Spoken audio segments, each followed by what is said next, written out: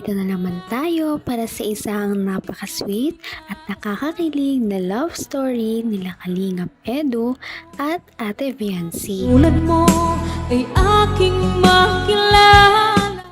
Sa pagpapatuloy ng ating love story ay dumayo na naman ang Kalingap team sa bahay nila Viancy. Kakaiba daw ang pagkakataon na ito dahil ito yata ang pinakamaraming dala ng Kalingap team sa kanilang pagpunta kay Viancy. Kaya naman, medyo kabado raw si Kalingap Edu dahil mukhang may gagawin siyang special ngayon para kay Viancy. Naalala si Kalingap Edu na kung pwede ay mag-behave daw muna ang Kalingap Boys dahil napaka-importanting araw daw na ito para daw sa kanya at kay Viancy. Mukhang may surprise siyang ibibigay kay Viancy. Ano kaya ito? Ngunit bago tayo tumungo sa isang surprise ay pumunta muna ang Kalingap team, nagtulong-tulong sila sa pagbubuhat ng napakaraming gamit na regalo ng mga sponsors na ipinaparating lamang kay Viancy at sa kanyang pamilya. Idagdag pa na napaka-sweet nga ni Kalingap Edu dahil may dala siyang bulaklak para kay Viancy noong araw na iyon. Kasi kung ano, Happy Mansari po. inunahan mo na agad ako. Updated ka. Ito nga, sinusurpresahin nga kita eh. Para sa'yo ito. Happy Mansari. At may cake pa. Pasok po muna. Grabe. Abo po kayo. Sobrang special nito ha. Pasok po kayo, Kuya Ian. Naku, kaya naman pala prepared na prepared si Kalingap Edu ay dahil monthsary nga pala nila noong araw na yun. Ito ay kanilang 4th monthsary kaya naman napaka-special ng araw na yun. Napakarami niyang dalang bulaklak at ganoon na din ang mga fans nila. Bukod sa mga bulaklak ay nagtambak din ang mga cake na kanilang dala. Sila ay may dalang 4 na cake para kay Viancy. Parang wala na nga mapaglagyan ng mga gamit dahil napakarami nito. Cellphone mo. Grabe, pinagpapahalagan mo talaga lahat ng binibigay namin sa'yo, no? Ako ba, pinagpapahalagan mo? Ano naman po? Upo na po kayo, ano. Sige na po. Upo na po. Hinahawakan mo ako, ha? Nakakarami ka na. Nakakarami ka. Ha? Ano? Ay, nako. Trabaho ko yan eh. Dapat happy 4th monthsary. Happy 4th Mansari po. Grabe. Ang bilis, no? Napakabilis ng oras. Hindi ko akalain na gano'n na pala katagal ang ating samahan. Sana ay... Hindi ko nga rin pakalain ito ng mga ganun. Worth it naman daw ang pagbibigay kay Viancy dahil lahat ito ay inaalagaan niya. Makikita naman sa kanilang bahay na ang mga gamit na pinamigay ay maayos pa rin at mga nakadisplay. Tumuloy muna ang Kalingap team at nagpahinga ng saglit sa bahay nila Viancy dahil nga napagod sila sa pagbibitbit ng sandamakmak na regalo para kay Viancy. Maya-maya ay halata ang pagkabalisa ni Kalingap Edu na para bang may gusto siyang sabihin kay Viancy. Ano kaya ang sikretong gusto niyang sabihin? Paano ba to? Sasabihin ako sa'yo. Ano po yan? Nahihirapan ako sabihin. Gusto kita. Ano po? Ano po yan? Wala. Basta nasabi ko na ang gusto kong sabihin kung di mo narinig. Kala ka, nagmumingid-bingihan ka lang eh. So ano ito? Ano po yun? Pahirapan mo ako eh. Hindi ko po na rin. Hindi ko nga. Ang report ko, andito lang.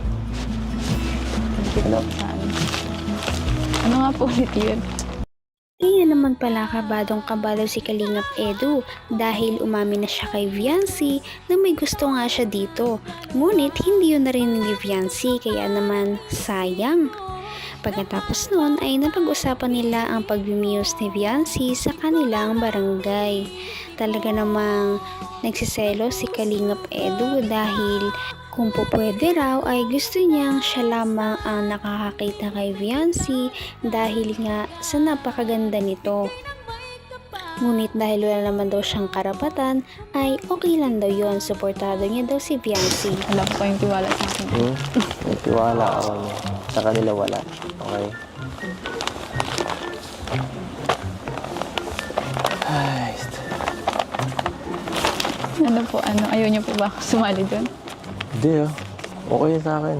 Sumali ka lang doon. Walang problema yun sa akin. Ba't ang dami niyo po sinasabi kanina? Parang minamarningan lang kita dun sa mga possible na pwede mangyari. Diba? Pagka sa mga ganyang mga muse, minsan may mga medyo nakakaano lang. Ako, ayoko marami nakatingin sa'yo, no? Maliban sa akin. Matapos kang comfortin ni Viancy, si Kalingap Edu ay gumala muna sila sa kanilang bahay. Makikita natin ng mga pinamigay ng mga fans, ang mga ref, ang water dispenser, yung mga pangnegosyo nila at yung mga washing machine. Talagang iniingatan nito ni Viancy dahil lubos ang kanyang pagpapasalamat. Maya-maya ay may topic na naman silang napag-usapan. Sapat. Ano nga po pala yung sinabi niyo kanina? Sabihin niyo na po matagal pa po ang birthday ko. Matagal pa. Panoorin mo na lang ulit. Basta. Hayaan mo na yun. Tara na lang. Sayang sa oras. Buksan ta na lang lahat nito. Hindi nga makamove on si Viancy sa hindi niya narinig na sinabi ni Kalingap Edu. Ganun pa man ay sabi ni Kalingap Edu, panoorin niya na lamang daw ang video para malaman niya kung ano ang sinabi ni Kalingap Edu. Pagkatapos nito ay nagbukas sila ng napakaraming regalo galing sa mga fans at supporters. At nag-stand out nga ang isang gift na ito dahil ito ay isang kwintas na sinuot ni Kalingap Edu kay Viancy. Kaya naman kinilig ang mga manonood. Yan ako sila. Wala kang kiliti dito. Yung buhok mo. Tatawa po ako sa inyo. Sikla yung buhok mo. Yung buhok mo na nakasa. Oh, hindi kita niyayakap pa. Ano lang. Ang hirap kasi. Ayan. Wow! Grabe.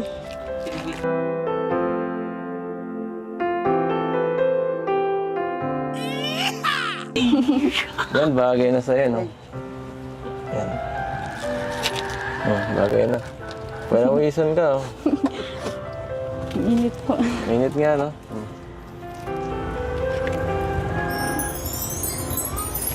Take.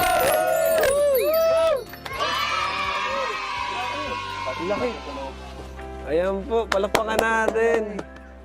Ayan yung stand. Sobrang laki. Napaka-sweet talaga nila, no?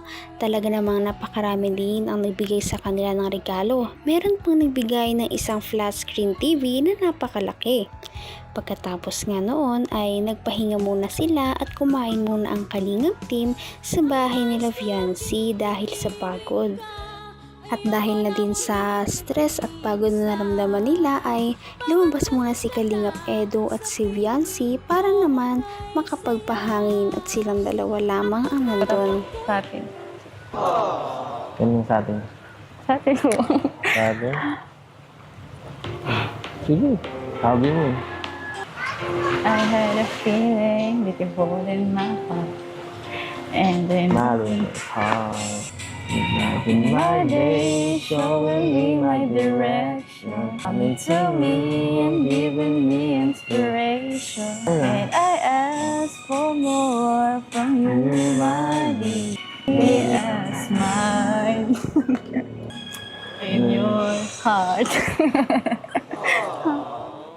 Kasama ba yun doon? Kasama yun doon? Wala, joke lang po yan. Gawa. Ano extra ka ah. Nag-request na naman daw ang mga viewers na kumanta si Fiancé dahil miss na nila ang ganda ng boses na ito. At lalo namang pinasweet ni Kalingap Edu ang moment dahil sinabayan niya si Fiancé sa pagkanta na para bang hinaharana niya ito.